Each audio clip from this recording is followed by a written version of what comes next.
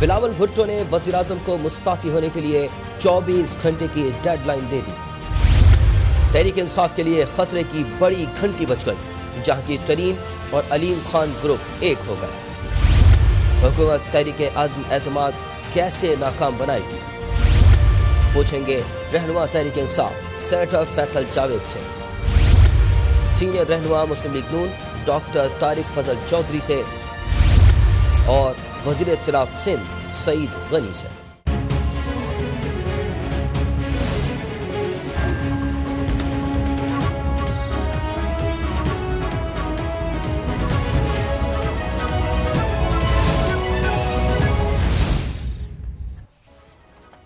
बिस्मिल्लाहिर्रहमानिर्रहीम, अस्सलाम वालेकुम and very warm welcome to the show. Tehreek Insaf की हुकूमत के लिए डू और डाई का हफ्ता शुरू हो गया है। ऑपोजिशन इसी हफ्ते कौमी असेंबली में दाखिल करवाने जा रही है। ऑपोजिशन की और हुकूमत की साफ नजर आने लगी है। एम्पायर न्यूट्रल हो चुका है और शायद इसीलिए वज़ीर आज़म इमरान खान का लबो लहजा भी तल्ख होता हुआ नजर आ रहा है। वज़ीर आज़म को हटाने के लिए तहरीक अदम एतमाद अभी तक नहीं आई, लेकिन पंजाब में उस्मान बुज़दार के इक़्तिदार की कश्ती वाज़े तौर पर डोलती नजर आ रही है।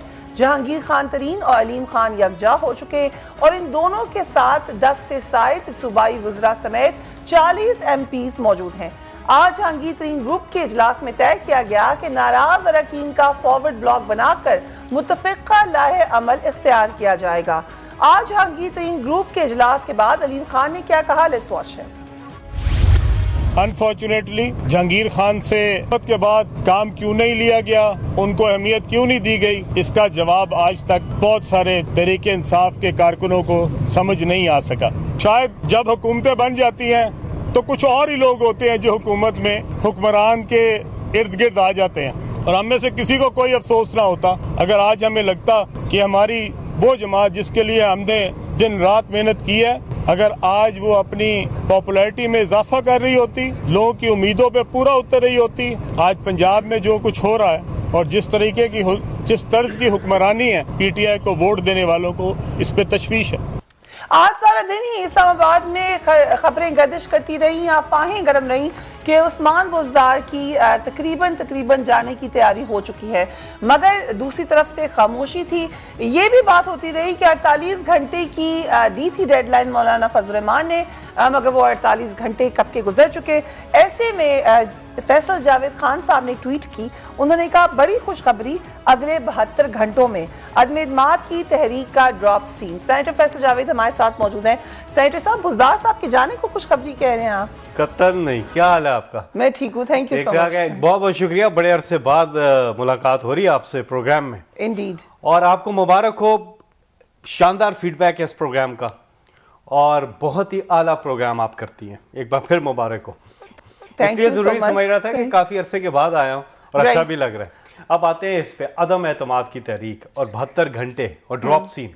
देखिए मैं आपको बताता हूँ, ये थोड़ा सा पर्सपेक्टिव इसमें क्लियर करते हैं। ठीक। उस्मान बुज़दार हो या इमरान खान हो या क्या नाम है स्पीकर कौमी असेंबली हो, जिसके खिलाफ भी ये तहरीक अदम एतमाद लाना चाहते हैं, उसकी ये कोशिश अटेम्प्ट करके देख लें। हिस्टोरिक पर्सपेक्टिव ये है कि पहले भी उस्मान बुज़दार के ख़िलाफ़ इन्होंने पूरा एक महाज क्रिएट करने की कोशिश की थी, लेकिन उस वक्त भी ये फिर पीछे हट गए क्योंकि इनको मतलूबा जो नंबर चाहिए होता है वो हासिल नहीं था। इस बार भी इन्हें मतलूबा नंबर से एक तो रब्ता भी मुमकिन नहीं है और वो जो मतलूबा नंबर चाहिए, जो स्ट्रेंथ चाहिए जिसके ऊपर अदम एतमाद आ सके, वो भी इनको हासिल नहीं। कैसे? आज आपने सुनी नहीं अलीम खान साहब की प्रेस कॉन्फ्रेंस? सुना। अलीम भाई हमारी पार्टी के बड़े ज़ाहिर सीनियर रुकन हैं और जितने भी बाकी भी हमारे जो लोग हैं, जो MPs हैं, वो भी हमारी पार्टी के बड़े ज़बरदस्त लोग हैं। ठीक। पहले भी जब इम्तिहान आया था, इनकी मीटिंग्स भी हुई थी, चीज़ें भी हुई थी, लेकिन जब इम्तिहान का वक्त आने लगा उस वक्त ये इमरान खान के साथ खड़े थे, PTI के साथ खड़े थे। और इस बार भी आप देखेंगे कि ये हमारे साथ बट ही खड़े हैं। इमरान जी। खान प्राइम मिनिस्टर के साथ खड़े होने का मतलब ये तो नहीं कि वो अपनी राय का इजहार ना कर सकें। बिल्कुल आप सही अगर कह वो रही हैं। डिससेटिस्फाइड हैं चीफ मिनिस्टर से तो ये उनका जमहूरी हक है, बिल्कुल। वो उसको इस्तेमाल करने जा रहे हैं। नहीं। कैसे आप कहते हैं नंबर देखें, गेम पूरी नहीं? बिल्कुल एक जमहूरी हक है, बिल्कुल हक है। पार्टी के अंदर रिजर्वेशंस होती भी हैं, आप पार्टी के अंदर मामलात भी होते हैं। जब उस्मान बुज़दार साहब को वज़ीर आला का कैंडिडेट बनाया था तो इन लोगों ने वोट भी दिया था वज़ीर आला को, ठीक है, वोट दिया था। और अभी भी इनके कंसर्न्स हो सकते हैं और वो कंसर्न्स एड्रेस हो सकते हैं। इसका ये मतलब नहीं कि नून लीग जंपे मारना शुरू कर दे। नहीं, खुशखबरी तो आपने कहा है। अपने पल्ले तो कुछ है ही नहीं है। और वो देखे ना, सारी मुलाकातें उन्होंने कर ली, कभी एक के घर घुसते हैं, कभी दूसरे के घर घुसते हैं, कभी क्या करते हैं, कभी क्या करते हैं। आखिर में डिपेंड तो वो पीटीआई पे ही कर रहे हैं। 72 आवर्स के बाद ये सब खत्म हो जाएगा। 72 आवर्स का टाइम बड़ा इंपॉर्टेंट है। मैं बताता हूँ 72 आवर्स में क्या हो रहा है। एक तो वो आ रहे हैं वहां से बिलावल 2-4 लोगों के साथ, वो यहाँ पहुंचेंगे जी, पहुंच जाएंगे, सेल्फियां लेंगे और इन्हीं घंटों के अंदर ये सेल्फियां ली जाएंगी। ये अभी पूछ लेते हैं। जी जी, ये सेल्फियां ली जाएंगी। मैं आपको लिख के देता हूँ, सेल्फियां लेंगे, ये सेल्फियां लेंगे। आप भी लेते हैं सेल्फी? जी हम भी लेते हैं, लेकिन हम फिर 126 दिन रुके रहते हैं ना, हमारी तो फिर सेल्फियां फिर करोड़ों में चली जाती हैं। ये तो सेल्फियां लेंगे और वापस चले जाएंगे, इनके पल्ले कुछ नहीं होगा। 72 घंटों के अंदर अंदर एक ऐसी चीज होगी जिसके बाद नून लीग और पीपल्स पार्टी जो है, उनके बेशतर लोग जो हैं वो कहेंगे जी मुस्लिम लीग नून इन्ना लिल्लाहि व इन्ना इलैहि राजिऊन, और वो पीटीआई का रुख करेंगे और ना कोई अदम एतमाद अगर लेके आएंगे नाकाम होगा, ना कोई और चीज होगी। और 72 घंटों के अंदर अंदर ये सब चीजें होंगी, क्योंकि 72 घंटों के बाद ये ट्वीट आपने वज़ीर आज़म और आर्मी चीफ की मुलाकात से पहले की है या उसके बाद की है? ये ट्वीट जी ये मैंने पहले की है जी, उससे पहले की है, उससे कोई ताल्लुक नहीं है इसका? ना ना ना ना ना, लेकिन मैं एक ताल्लुक आपको इस ट्वीट का किसी चीज से बता दूं।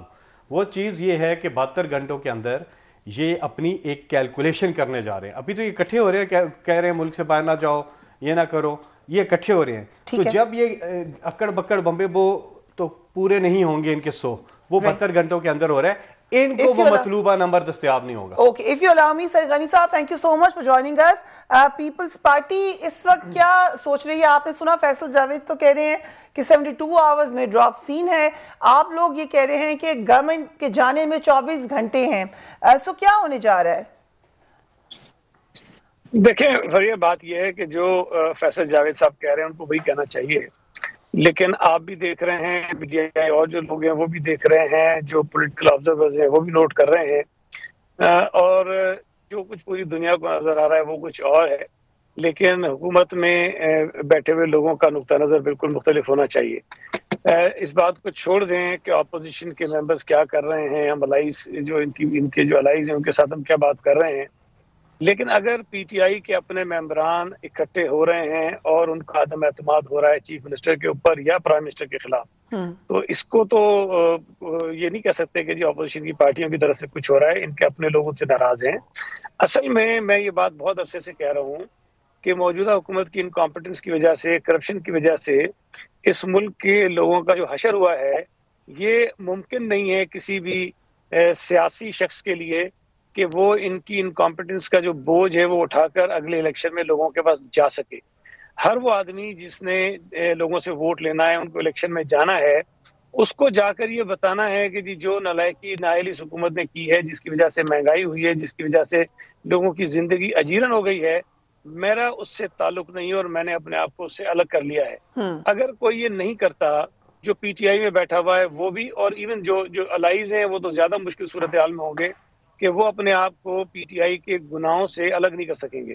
तो जो बोझ अलाइज के कांधों पर होगा, या इनके जो एमएनएज ऐसे हैं जो लोकल पॉलिटिक्स करते हैं, जो हल्कों की सियासत करते हैं, वो ये बर्दाश्त ही नहीं कर सकते कि इस जो हालात है इस वक्त, उन हालात के होते हुए वो असेंबली के इलेक्शन के लिए कहीं जा सके। तो ये उनके पास चॉइस ही कोई नहीं है, वो अपने आप को डिस्कनेक्ट करेंगे, अपने आप को इनसे अलग करेंगे, तभी जाकर वो लोगों के पास जाकर कोई बात कर सकते हैं। अदरवाइज तो जो सूरत हाल गलियों में, सड़कों में, मोहल्लों पर है, उसका आपको भी अंदाजा है। अब अलग बात है कि पीटीआई के वो लोग जो गली और असेंबली की, मोहल्ले की सियासत नहीं करते, उन्हें एहसास नहीं होगा, लेकिन जमीन पे सूरत हाल बहुत खराब है। और ये जो 72 घंटे कह रहे हैं, ठीक है, इनका अपना एक ख्याल हो सकता है, लेकिन 72 घंटे में बहुत सारी चीजें होंगी और यकीनन वो बड़ी भयानक होंगी पीटीआई के लोगों के लिए। सईद गनी साहब, एक बात और, सईद खुर्शीद शाह साहब ने कहा है कि अदम एतमाद स्पीकर और वजीर आजम के खिलाफ लाई जाएगी। नून लीग स्पीकर के खिलाफ अदम एतमाद लाने पर तैयार नहीं है कुछ खबरों के मुताबिक। इसमें कंसेंसस हो गया है कि किसके खिलाफ पहले जाना है आप लोगों ने?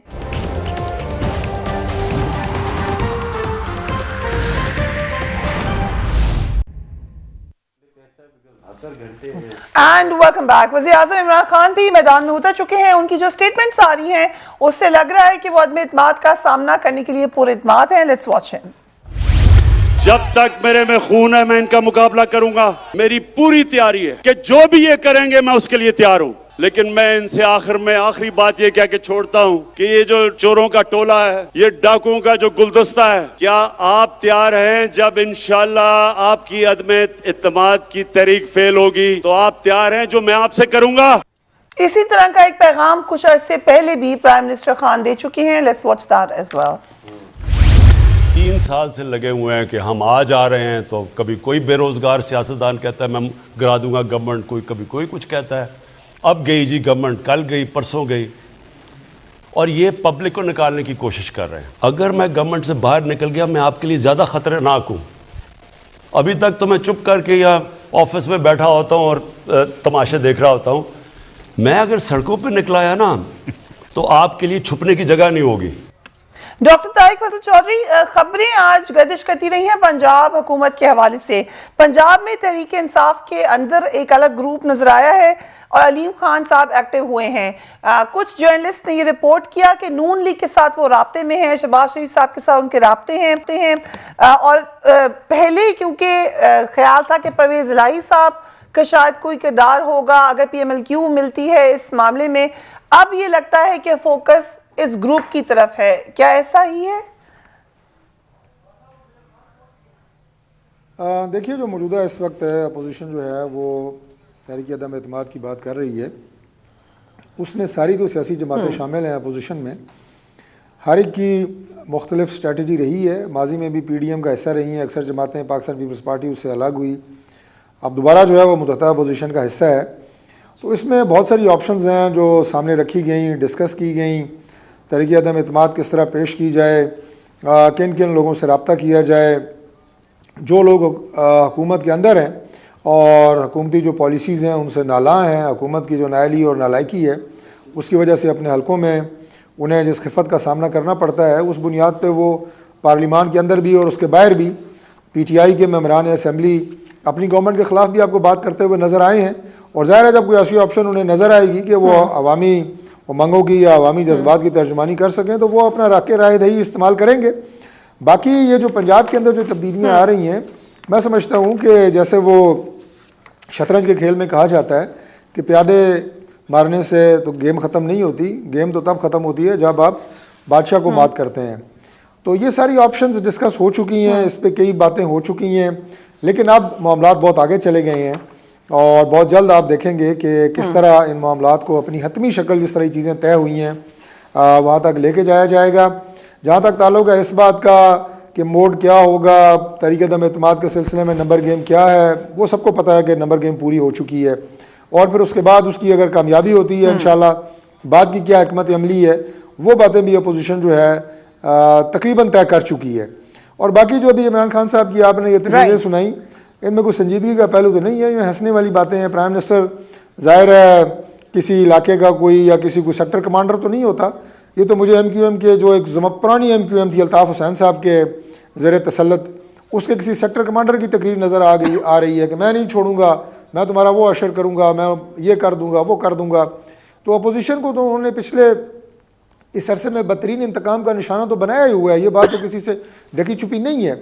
और एहतसाब के नाम के ऊपर और दूसरों को चोर और डाकू कह के 3.5 साल तो गुजार दिए हैं, लेकिन अवाम की ज़िंदगी तो उन्होंने अजीरन कर दी है। लोगों का जीना इस वक्त दोबार हो चुका है। और सबसे बड़ी बात यह फरिया कि जिन्हें माजी में ये सबसे बड़ा डाकू गर्दानते थे, उनके तो घरों में जाके उनकी मिन्नतें कर रहे हैं।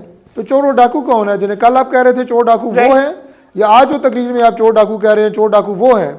असल में तो चोर डाकू आपने अपनी काबीना में बैठाए हुए हैं, जो जनाब धड़ाधड़ माल भी बना रहे हैं, शरीफ भी बने हुए हैं, और पूरी कौम को पता है, पूरी दुनिया को पता है कि पाकिस्तान में करप्शन में इजाफा हुआ है। ये नैरेटिव अब आपका बिकेगा नहीं, ये बहुत पुरानी बात हो चुकी है। सबको पता है जिस तरह आपने हुकूमत बनाई और जिस तरह आज यहाँ पे चोर और डाकू सारे जो हैं वो आप ये कहें कि आपकी ज़ेरे साया मज़े कर रहे हैं, पैसे इकट्ठे कर रहे हैं, कोई दवाइयों में पैसे बना रहा है, कोई आटे चीनी में पैसे बना रहा है। मैं सिर्फ आपको एक बात बताता हूँ, ये तो बहुत सारी बातें ऐसी हैं ना, ये ज़रा एक बात गौर से सुने। आप इस्लामाबाद बैठी हैं, मेरा ताल्लुक भी इस्लामाबाद से है। आलमी मंडी की तनाजुर में तो महंगाई की ये बहुत सारी बहाने और दलीलें देते हैं ना, मेरे इस्लामाबाद के और पूरे पाकिस्तान के नाज़रीन सुन रहे हैं। एक गाड़ी जो 3,500-4 हज़ार सीसी है, जो पूरे पाकिस्तान में 1 लाख रुपए में रजिस्टर होती थी, आज इस्लामाबाद में वो गाड़ी 10 लाख रुपए में रजिस्टर हो रही है। अभी एक हफ्ते पहले नोटिफिकेशन हुआ है।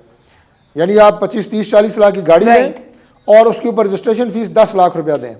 और गाड़ी भी कौन सी, ये जिन्हें हम कहते हैं डाला टाइप गाड़ियां जो होती हैं, पिकअप लोडर जिन्हें आप कहते हैं। ये हालात हैं इनके, लोगों की जिंदगी इन्होंने कहां से कहां कर दी है, अजीरन कर दी है। तो अब ये चोर डाकू करने से तो आप कह रहे हैं कि मैं गोंगलों से मट्टी झाड़ दूंगा, ऐसे नहीं होगा। अब ये नैरेटिव नहीं चलेगा फैसल जावेद साहब, लेकिन क्योंकि जिक्र हुआ चौधरी परवेज इलाही का भी, उन्होंने भी कहा है कि अब आप जरा सीरियस फैसले कर लें, वो आपके एला हैं, उन्होंने भी कहा है। देखिए खैर इनकी क्या, इनके तो लोग सुन के कहते होंगे ये कौन हो तुसी, कौन लोग हो तुसी जो बात कर रहे हैं। 30 साल बारी बारी आए हैं, इन्होंने क्या बड़ी दूध की नहरें बह रही थी। आज तो फिर भी अगर इनके दौर में कोरोना आया होता तो आज $250 का डॉलर होता, आज पेट्रोल 270-260 रुपये का लीटर पेट्रोल होता। कोरोना के बावजूद जो पाकिस्तान की कारकर्दगी रही है वो दुनिया उसको प्रेस कर रही है। इकोनॉमिस्ट जो हैं, ब्लूमबर्ग है, वर्ल्ड बैंक है, वर्ल्ड इकोनॉमिक फोरम है, वहाँ तारिक फजल चौधरी नहीं है। अब तारिक फजल चौधरी की रिपोर्ट दुनिया में बड़ी मुस्तनद रिपोर्ट है, लेकिन बहरहाल उनकी रिपोर्ट ठीक नहीं है, अब क्या करें। लेकिन मैं आपको ये बताऊँ, जो गाड़ी वाली रिपोर्ट है ये ठीक नहीं है। ये कहाँ से, मतलब ये कौन लोग हैं? क्या उनके दौर में सब कुछ फ्री चल रहा था? ये बिल्कुल एक मन गढ़ंत, इस वक्त तो ये कुछ भी डेस्परेट है, कोई भी बात कर देंगे बैठ के, कोई भी बात कर देंगे। मैं आपको एक बात बताऊं, तहरीके अदम एतमाद की ये जो पूरी प्लानिंग है, क्योंकि ये अब फ्लॉप हो रही है, इसलिए अब ये कभी पंजाब का रुख कर रहे हैं, कभी हमारे ही लोगों पे डिपेंड करना शुरू कर रहे हैं, कभी क्या कर रहे हैं, कभी क्या कर रहे हैं। लेकिन हमारे पास एक कार्ड है, हमारे पास एक ऐसा कार्ड है जिसकी वजह से हम 2023 अक्टूबर के महीने में जब इलेक्शन होगा, इमरान खान साहब 2/3 मेजॉरिटी लेके वापस आएंगे। कौन सा कार्ड है वो? हेल्थ कार्ड है। हेल्थ कार्ड की बात करें आज हेल्थ कार्ड सारी हमारी जो आबादी है छुआए इनके सूबे को निकाल के सिंध वाले करते नहीं है। हम सबका सूबा है, सब इनका सूबा है जी। 13 साल से काबिज है वहां पे, बरसरे इक्तदार हैं। आपका सूबा होगा जब पीटीआई वहां पे इक्तदार में आएगी, फिर हम सब का वो सूबा होगा। अभी तो पीपल्स पार्टी का सूबा है, अवाम का भी सूबा नहीं रहा ना। ये सिर्फ उन्होंने वो मशीन बनाई हुई है अपने लिए पैसे बनाने की, और तो कुछ नहीं है। और सारे खानदानों को 10 लाख रुपया, ये जो चीज है, और बाकी बड़ी चीजें हैं, बड़े और बड़े कार्ड्स हैं हमारे पास। 2023 में इंशाल्लाह अक्टूबर में इमरान खान 2/3 मेजॉरिटी वापस लेके आएंगे। ये हल्की फुल्की टैं पटास करते रहेंगे ये, लेकिन उसमें ये नाकाम पे नाकाम पे नाकाम हो रहे हैं। ये फरिया, मुझे आप बताएं, क्या ये पहली बार ये सारा ड्रामा जिस वक्त इमरान खान साहब पहला खिताब कर रहे थे नेशनल असेंबली में, उसी वक्त ये खड़े हो गए और कहा गवर्नमेंट फेल हो गई है। पहले 5 मिनट में कह दिया गवर्नमेंट फेल हो गई है। वहां से शुरू है और अभी तक क्यों? मकसूद चपरासी के लिए।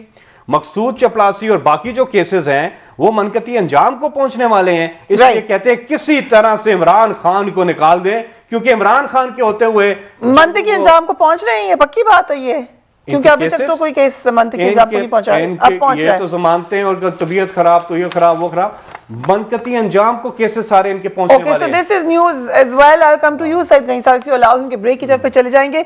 सईद गनी साहब, जो प्राइम मिनिस्टर ने कहा है कि अगर मैं नहीं जाता आपकी तहरीक एतमाद के नतीजे में, so then be ready, your comments. देखिए, पहली बात तो मैं जरा ये बता दूं, जो सिंध की ये बात कर रहे थे, पीपल्स पार्टी इस मुल्क की वो वाहिद जमात है जो हमेशा एस्टेब्लिशमेंट की मुखालफतों के बावजूद भी इंतखाबात जीतती रही है। ये हम किसी के कांधों पर बैठ कर नहीं आए, जो काबिज है भाई, इलेक्शन जीत कर आए और पहले से ज्यादा वोट लेकर आए, पहले से ज्यादा सीटें जीत कर आए। आज भी फरिया, अगर आप कराची से रिजल्ट निकालें ना, इनका जुलूस निकाल कर रख दिया हमने हर इलेक्शन के अंदर। ये कैंटोनमेंट में इनकी इजारादारी थी। क्लिफ्टन कैंटोनमेंट जो है पाकिस्तान का सबसे बड़ा कैंट है, वहां आरिफ अलवी जीते थे 90,000 वोट लेके, इमरान इस्माइल जीते थे 30,000 वोट लेके। इस वक्त पीपल्स पार्टी ने धो दिया है पीटीआई को, या जो अभी लोकल गवर्नमेंट के इलेक्शंस हुए उसमें NA 249 इनके वफाकी वजीर की छोड़ी हुई सीट थी, 6 नंबर पर है, इनको शर्म आनी चाहिए। PS 88 में जनरल इलेक्शन में इन्होंने लिए 18,500 वोट, जिमनी इलेक्शन में लिए इन्होंने 6,000 वोट। पीपल्स पार्टी का वोट हर इलेक्शन में बड़ा है और अल्लाह का शुक्र है कि सिंध के लोगों का हम पर बहुत एतमाद है और इंशाल्लाह ताला अगले इलेक्शन में आप देखेंगे कि दीगर सूबों में भी पीपल्स पार्टी अपना खोया हुआ मकाम हासिल कर लेगी। ये जिसको चंद लोगों की रैली कह रहे हैं ना, जरा टीवी देखे, जरा खोल के देखे तो हो क्या रहा है इनके साथ। एक वहां जो सिंध में उन्होंने मार्च शुरू किया था, मैं आपको तस्वीर भेजता हूँ, कराची में जाकर खात्मा किया है इन्होंने, तो मुरीदों के आसरे पे उन्होंने शुरू किया था शाह महमूद कुरैशी के, वो उनके मुरीद भी वहां पर नहीं आए और उन्होंने भी जो है इनको मुस्तरद कर दिया। मैं ये समझता हूँ कि इस वक्त पूरे मुल्क में जो नफरत पीटीआई के हवाले से लोगों के जहनों में है, दिलों में है, उसकी मिसाल आपको कहीं नहीं मिलेगी। आप अपने कैमरामैन जाते हैं ना गली मोहल्लों में, उनसे पूछें कि लोग इनके लिए कहते क्या हैं, किन अल्फाज में उनको याद करते हैं। ये तो निकल नहीं सकते हैं गलियों में, सड़कों पर जब इंतखाबात होंगे। अब तो लोग इनको छोड़ के भाग रहे हैं, निकलना चाहते हैं, अपनी इज्जतें बचाना चाहते हैं ताकि अगले इलेक्शन में हम चले जाएं। हेल्थ कार्ड में आपको बता रहा हूं कि पाकिस्तान की तारीख का सबसे बड़ा स्कैंडल होगा। जिस तरह इन्होंने इंश्योरेंस कंपनीज को नवाजने के लिए मंसूबा शुरू किया है और इसके अंदर इनके बड़े बड़े लोग शामिल हैं। सिंध में अगर आप आ जाएं तो हेल्थ के शोबे में जितनी तरक्की सिंध में हुई है, पाकिस्तान का कोई सूबा उसमें दूर दूर तक हमें नहीं पहुंच सकता। पंजाब से, खैबर पख्तूनख्वा से एक नहीं सैकड़ों लोग आते हैं, मुफ्त में अपने इलाज करवाते हैं, करोड़ों रुपए उन पर खर्च होते हैं और हम उनसे 1 रुपया नहीं लेते हैं। ये सहूलत पूरे पाकिस्तान में किसी सूबे में भी किसी को हासिल नहीं है। सिंध वो वाहिद सूबा है जहां पर एक हॉस्पिटल के अंदर कोई 600 के करीब लीवर ट्रांसप्लांट के केसेस हो चुके हैं फ्री ऑफ कॉस्ट, जिसमें आधे से ज्यादा लोग वो हैं जिनका सूबा से ताल्लुक नहीं है। तो हमने वो खिदमात की है लोगों की जिसके नतीजे में लोग हमें वोट दे रहे हैं। इनका तो जो हशर हो रहा है सूबा सिंध के अंदर भी, और खैबर पख्तूनख्वा के लोगों ने जो इनका हशर किया है बल्दियाती इलेक्शन में, इंशाल्लाह ताला आने वाले इलेक्शन में पंजाब से, KP से ये साफ हो जाएंगे और इनको लोग बिल्कुल किसी एक हल्के से मुझे नहीं लगता कि जीत सकेंगे। बाकी जो आप वजीर आजम साहब की बात कर रही है, देखिए वजीर आजम साहब घबराहट से निकलकर बौखलाहट के मरहले में दाखिल हो चुके हैं। इस वक्त वो बौखलाए हुए हैं। अब ये जो कह रहे हैं हमारे पास ये कार्ड वो कार्ड, भाई आप हिम्मत पकड़े, आपके लोग आपको छोड़ के जा रहे हैं, नए इलेक्शन की तैयारी कर रहे हैं और आप आए, आपको पता चलेगा जब आप बगैर सहारों के इलेक्शन के अंदर आएंगे ना, जब आपको लोग तोड़ तोड़ कर नहीं दिए जाएंगे PMLN के, पीपल्स पार्टी के, जब आपके लोगों को नींद से उठाकर नहीं कहा जाएगा कि आ जाओ तुम रिजल्ट ले लो, तुम इलेक्शन जीत गए हो, तो आपको पता चलेगा इलेक्शन होता क्या है। अपने जब जोरे बाजू पे इलेक्शन ये लड़ेंगे ना तो इनको पता चलेगा इलेक्शन क्या होता है। If you want to comment in 30 seconds, मैं ब्रेक लेकर आ जाऊं। ब्रेक लेके आ जाए, मैं बता देता हूं इनको, ये अभी बात कर लेते हैं, मेरा ख्याल है कर क्विकली। देखिए बात सुने, सईद गनी साहब किस चीज की बात करें, 13 साल से बरसरे इक्तदार सिंध के अंदर लगातार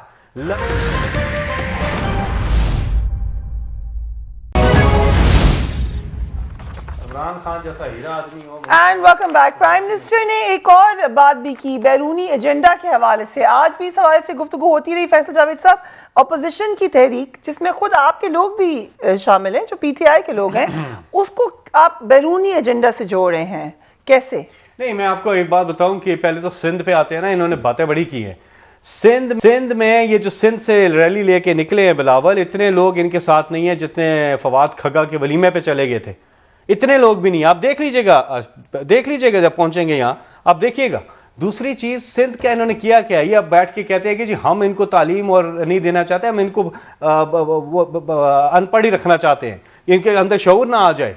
ये इनका है तर्ज हुक्मरानी। वहां पे ना हेल्थ की फैसिलिटीज है, ये जो बात कर रहे थे प्राइवेट सेक्टर ने थोड़ा बहुत किया हुआ है, सरकार की सतह पे तो कुछ भी नहीं है। वहां पे सबसे बड़ा मसला है, और थरपारकर में इमरान खान ने जाके हेल्थ कार्ड दिया है। और हम इन्हें कहते हैं 18वीं तरमीम वालों, आप 18वीं तरमीम वालों, आप सूबाई मुख्तारी की, खुद मुख्तारी की बात करते हो, वफाक आपके साथ है, आप लेके आए हेल्थ कार्ड, क्यों नहीं लेकर आते? लेकर क्या है, नहीं लेके आते, और कुछ उसका मुतबादल भी नहीं दे रहे। तो हम तो इनको बार बार ऑफर करते रहे हैं, लेकिन अब इंशाल्लाह अब फिक्र ना करें। अब 2023 में इमरान खान साहब सिंध में भी बरसरे इक़्तिदार आएंगे और वहां पे भी हेल्थ कार्ड देंगे सब। सर, लोगों की तादाद पे बात करें, ऐसा गनी साहब, ये तो फैसल जावेद साहब का तबसरा है कि कितने लोग हैं, आप ऑब्वियसली उससे डिफर कर सकते हैं, लेकिन अगर लोग ज्यादा भी हों तो पीपल्स पार्टी का तो ये रहा है पॉइंट ऑफ व्यू कि हम अनडेमोक्रेटिक तरीके से नहीं हटाएंगे, कि ज्यादा तादाद में लोग अगर हटा दें तो फिर आगे क्या आपका कदम होगा? तहरीक अदम एतमाद पर ही इन्हिसार होगा? सेल्फियां और क्या, और तो कुछ नहीं।